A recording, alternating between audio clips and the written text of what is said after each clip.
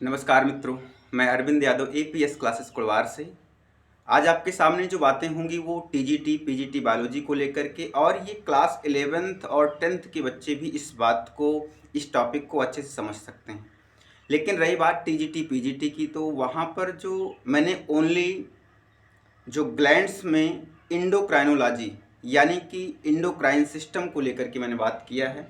तो स्पेशली ये बात टीजीटी पीजीटी के लिए। तो लेकिन नॉर्मली आज जो चर्चा होगी वो हमारे शरीर में कहाँ पर ये ग्लैंड्स पाई जाती हैं, ये ग्रंथियाँ, ये गांठ जैसी रचनाएं कहाँ पर मिलती हैं जो किसी ऊतकों के समूह से मिलकर के बनी होती हैं और रासायनिक पदार्थ यानी हार्मोन का स्राव करती हैं। तो वो हार्मोन का स्राव करने वाली ग्रंथि हमारे शरीर में कौन कौन सी हैं, इसके बारे में बात करने वाले हैं। तो आइए बात को समझेंगे। सबसे पहले अगर हम ये बात करें कि जो मनुष्य का शरीर होता है, ह्यूमन बॉडी जो है वो डिफ्रेंशिएट है कितने पार्ट में। तो पहले तो ये जान लेते हैं मनुष्य का शरीर, अगर गर्डिल में बात करें, गर्डिल, तो गर्डिल की जब भी बात होगी तो मनुष्य में दो गर्डिल होते हैं। एक तो होता है पेक्टोरल गर्डिल और दूसरा जो होता है भाई वो पेल्विक गर्डिल होता है। तो पेक्टोरल और पेल्विक गर्डिल जो है ये आपके दो मेजर मेखलाएं हैं। मेखला का मतलब अगर हम बात करें, हमारी जो आर्म्स होती हैं, भुजाएं, यानी भुजा का मतलब ये हो गया कि हम चेस्ट से या हम अपने डायाफ्राम के ऊपर वाले पार्ट की बात करेंगे उसे बोलेंगे पेक्टोरल गर्डिल, और जो डायाफ्राम के नीचे से चर्चा करेंगे उसे बोलेंगे पेल्विक गर्डिल। अर्थात आप समझ पा रहे हैं, जहाँ तक आपकी जो रिब्स होती हैं, पसलियाँ हैं, पसलियों के नीचे कुछ आपका मस्कुलर पार्ट होता है जो जब आप सांस लेते हैं तो वहाँ पर डायाफ्राम ऊपर नीचे होता है, तो उसी को बोलते हैं डायाफ्राम। ठीक है, तो डायाफ्राम के ऊपर वाले पार्ट को पेक्टोरल और डायाफ्राम के नीचे वाले पार्ट को पेल्विक गर्डिल बोलते हैं, यानी कि अंश मेखला और श्रोणि मेखला कहते हैं। अर्थात मेजर कैटेगरी दो हो गई। अब इसके बाद जब हम और इसको छोटा करें, यानी कि जो पेक्टोरल गर्डिल है इसमें दो पार्ट अगर आप मानेंगे तो एक हो जाएगा आपका हेड हो जाएगा, दूसरा थोरैसिक कैविटी भी बोल सकते हैं, और उसका थोरैसिक कैविटी को इन ह्यूमन केस हम बोल सकते हैं कि वो जो है आपका ट्रंक कैविटी या ट्रंक बोला जा सकता है। तो यहाँ पर आप ट्रंक बोल सकते हैं या फिर इसको चेस्ट कैविटी बोल सकते हैं। ठीक है ना, तो ये दो पार्ट में, यानी आपका सिर जो है, यानी सिर का मतलब हम ये कहते हैं कि यहाँ से यहाँ तक का पार्ट जो गर्दन है ये पार्ट हो गई, और उसके बाद चेस्ट कैविटी आपका छाती जो है, सीना जो है वो उसमें आ जाएगा, यानी पेक्टोरल में दो पार्ट हो गए आपके। और इसमें जो है पेल्विक गर्डिल में ओनली एक पार्ट आता है, आप बोलेंगे एब्डोमेन पार्ट। ठीक है ना, एब्डोमेन यानी कि जिसे बोलते हैं वक्ष भाग। तो डायाफ्राम के नीचे वाले पार्ट को पेल्विक, और पेल्विक में एक रीजन होता है जिसका नाम है एब्डोमेन। तो अब इतनी बातें हमें अपने शरीर के बारे में मेजर पॉइंट में समझ आ गई। उसके बाद ग्लैंड को लेकर के इंडोक्राइनोलॉजी, यानी कि इंडोक्राइनोलॉजी होता क्या है, पहले ये बात समझ लें।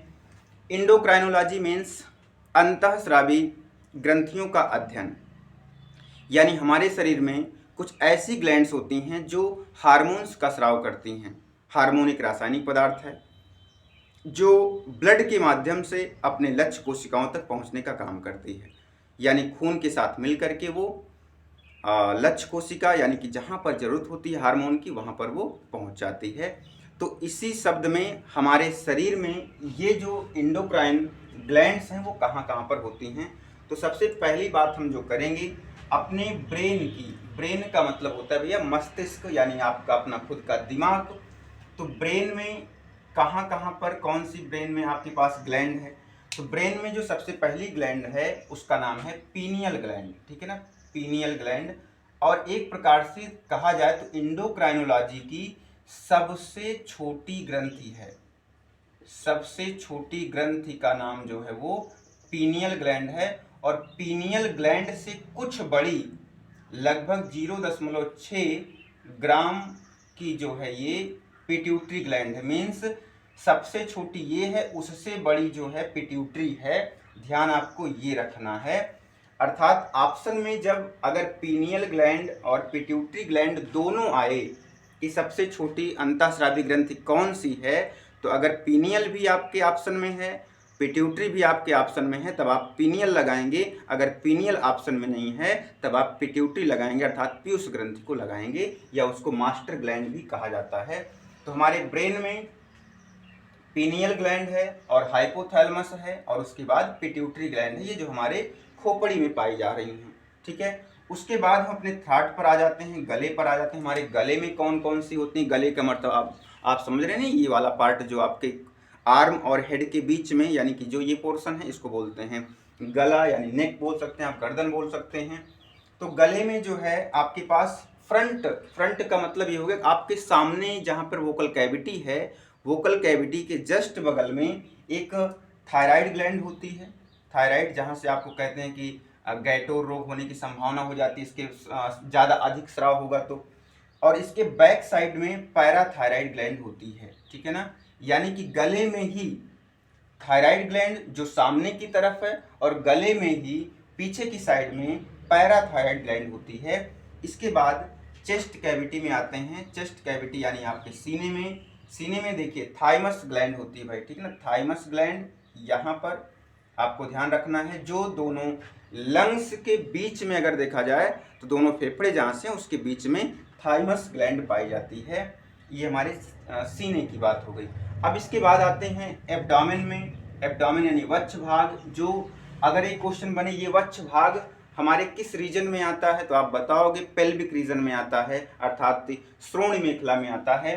तो यहाँ पर एक ग्लैंड है एड्रिनल ग्लैंड। ठीक है ना, एड्रिनल ग्लैंड। और ये जो ग्लैंड है ये हमारे दोनों किडनी के ऊपर पाई जाती है, किडनी के ऊपर। तो अर्थात जो एड्रिनल ग्लैंड का जो एक दूसरा नाम है, इसको आप क्या बोलेंगे? इसको बोलेंगे इमरजेंसी हार्मोन।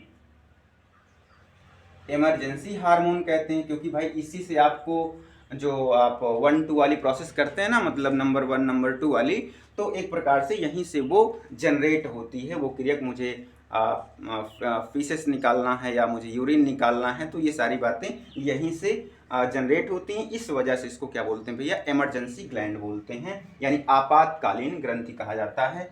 और इसी एब्डोमेन में किडनी के बीच में पैनक्रियाज ग्लैंड होती है। और पैनक्रियाज जो है, अग्न्याशय जो ग्लैंड होती है, इसको मिक्स्ड ग्लैंड भी कहते हैं।